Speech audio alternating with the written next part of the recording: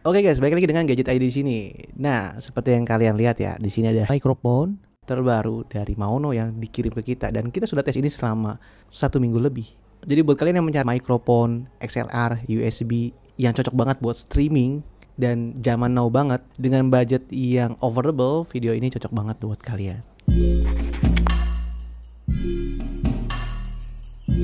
Nah, bagaimana siapa yang tidak tahu brand ini ya guys ya? Kalian pasti udah tahu ya, Maono ini sudah jadi world best internet microphone in the world.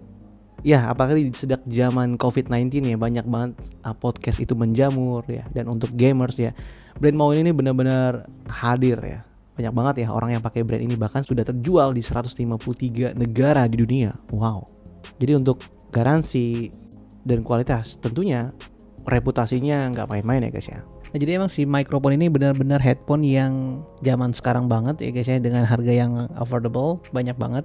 Kali ini dia ngebawa desain yang lengkap. Dan lengkapnya seperti apa? Kita langsung lihat unboxingnya. Nah, dari kotak penjualan ya, lu bisa lihat ya, ini dari boxnya aja udah kelihatan ini itu untuk siapa ya, jelas ini untuk gamers ya, atau untuk kalian yang senang streaming ya.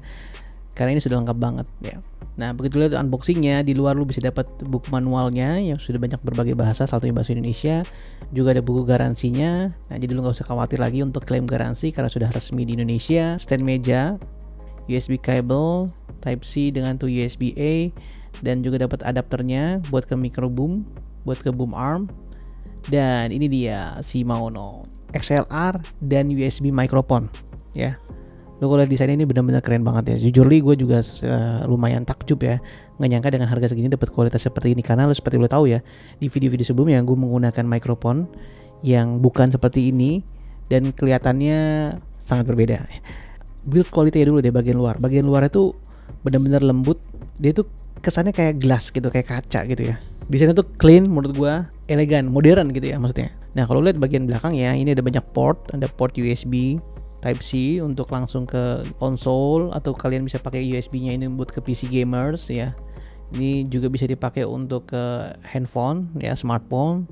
Jadi emang ini juga sangat fleksibel ya, dan tentunya juga kabel XLR buat kalian yang lebih menyukai kabel. Juga di belakang ada headphone jack ya, headphone untuk monitoring 3,5 mm untuk monitor suara kalian.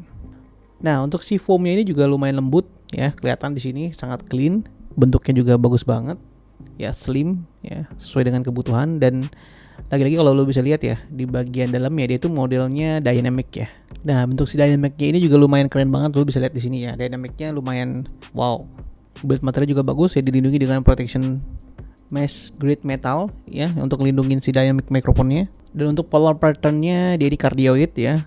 Nge-suppress axis noise-nya juga sangat bagus ya, ini performance-nya. Untuk polar pattern-nya seperti apa yang cardioid ini, lo bisa lihat ada di sini buat kalian yang butuh itu. Dan juga ada informasi frekuensi range, lo bisa lihat ada di sini.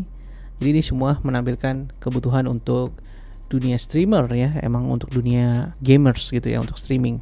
Jadi di bagian atas ini ada knob, dan si knob itu sangat lembut di sini ya.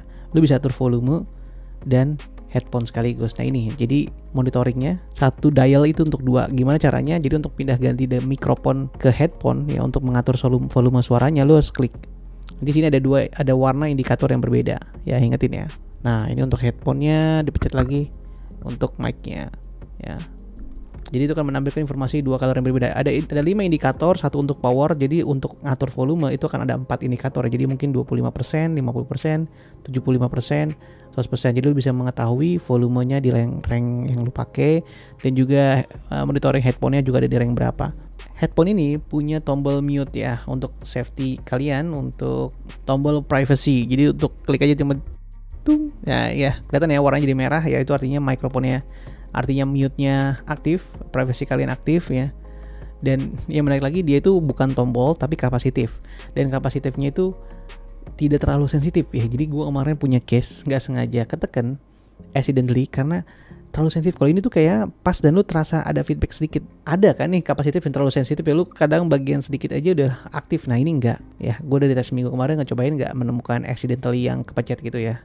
Jadi gue tahu posisi di mana, letaknya ada di mana, itu enak banget. Dan lupa sih gue mau ngebahas ini ya, bagian boom armnya ini, bagian ini adjustable-nya, knob knit-nya enak banget.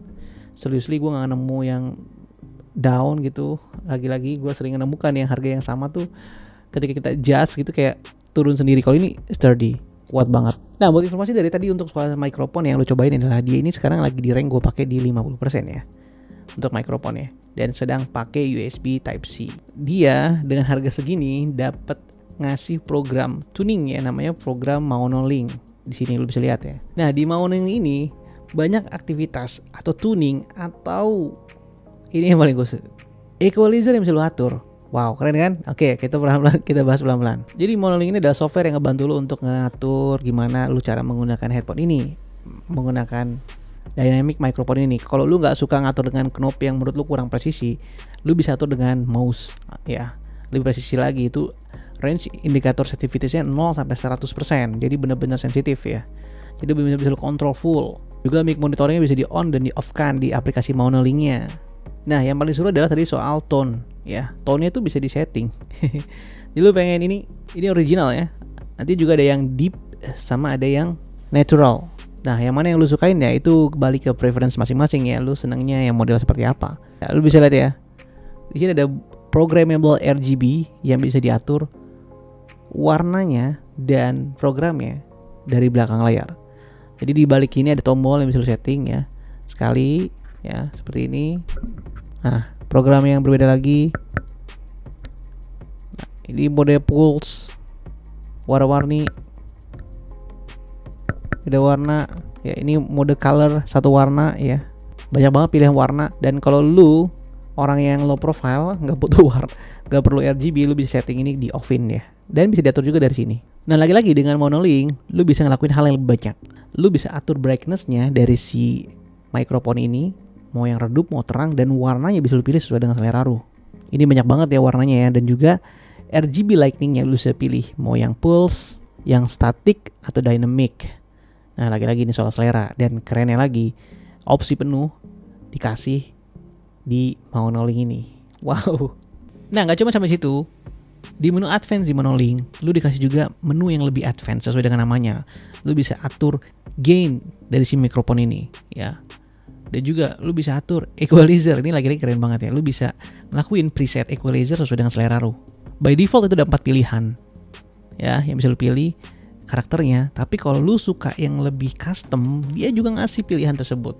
Dan customnya pun nggak cuman gimmick ya, terasa signifikan perubahannya. Dan ada yang custom dengan range editable yang lebih luas lagi. Ini buat kalian yang benar-benar mengerti atau membutuhkan ya, ini sangat-sangat membantu. Dan satu lagi di bagian bawahnya itu ada kontrol yang bisa dipakai kalau kita ngedit suara ya. Ada kontrol limiter, ada kontrol kompresor, yang mana artinya ini bisa lo akuin ketika sambil ngerekam gini ya. Gak lupa juga soal si noise-nya ini ya.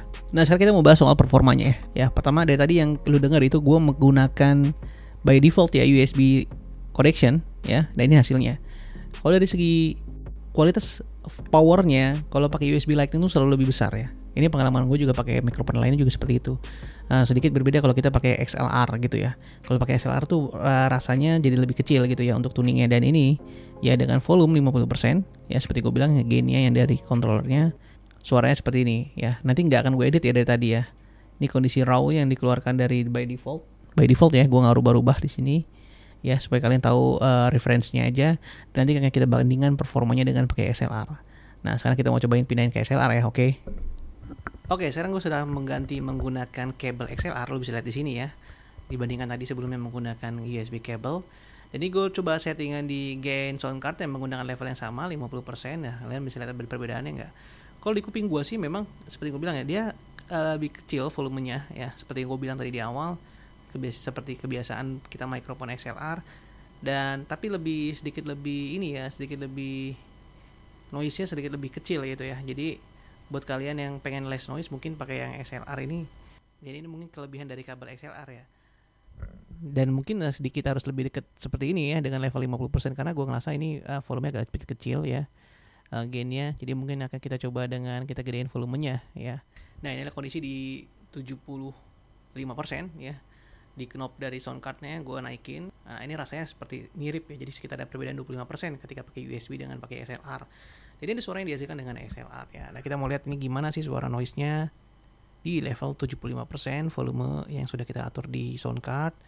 Dan kita untuk mengetahui pola pattern-nya seperti apa ya, noise floor-nya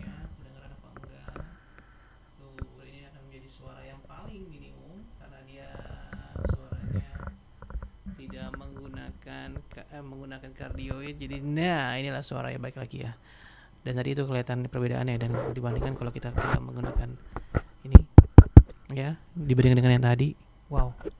Jujur gue sih seneng yang ini ya, tapi kalau kita pakai ini keren banget ya. Di 50% nih gue rasanya noise-nya kayak almost gone gitu ya. Padahal gue tadi nyalain kipas angin di sini ya, nggak kedengeran kan? Ya gitu ya.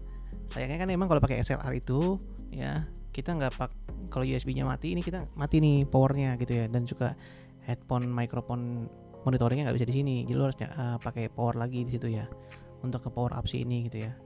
USB-nya harus pakai power dulu ya baru bisa hidup. Tapi kita ini mau ngebandingin supaya kalian tahu bedanya nih XLR doang gitu ya. Dan kekurangan selanjutnya kalau pakai XLR di kita mono linknya nggak bisa disetting. Jadi koneksi untuk identitasnya tidak bisa.